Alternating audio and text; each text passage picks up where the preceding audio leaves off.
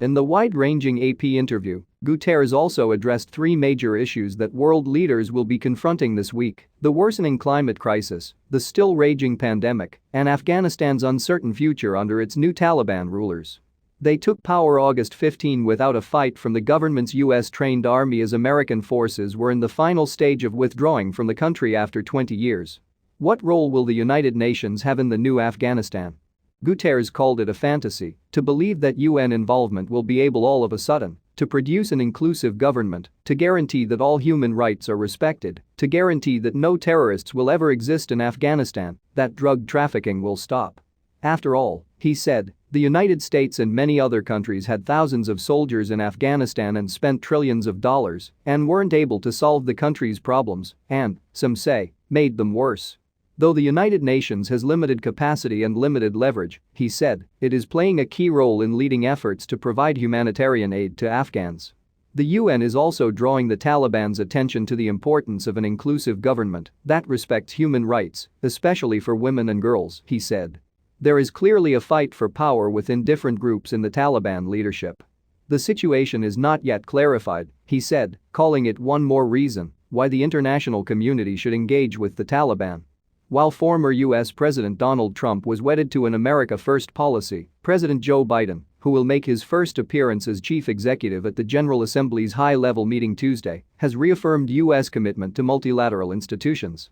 Guterres said Biden's commitment to global action on climate, including rejoining the 2015 Paris Climate Agreement that Trump withdrew from, is probably the most important of them all.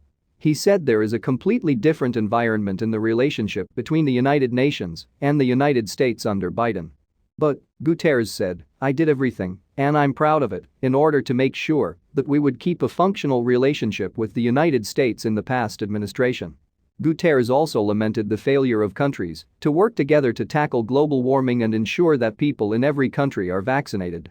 Of the past year of COVID-19 struggles, he said, we were not able to make any real progress in relation to effective coordination of global efforts. And of climate, 1 year ago, we were seeing a more clear movement in the right direction, and that movement has slowed down in the recent past.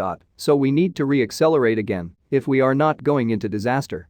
Guterres called it totally unacceptable that 80% of the population in his native Portugal has been vaccinated, while in many African countries, less than 2% of the population is vaccinated.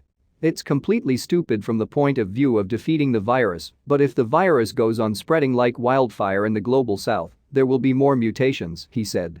And we know that mutations are making it more transmissible, more dangerous. He again urged the world's 20 major economic powers in the G20, who failed to take united action against COVID-19 in early 2020, to create the conditions for a global vaccination plan. Such a plan, he said, must bring together vaccine-producing countries with international financial institutions and pharmaceutical companies to double production and ensure equitable distribution.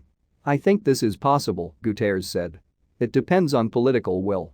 The Secretary General said rich, developed countries are spending about 20% of their GDP on recovery problems, middle-income countries about 6%, and the least developed countries 2% of a small GDP. That, he says, has produced frustration and mistrust in parts of the developing world that have received neither vaccines nor recovery assistance. The divide between developed countries in the north and developing countries in the south is very dangerous for global security, Guterres said, and it's very dangerous for the capacity to bring the world together to fight climate change.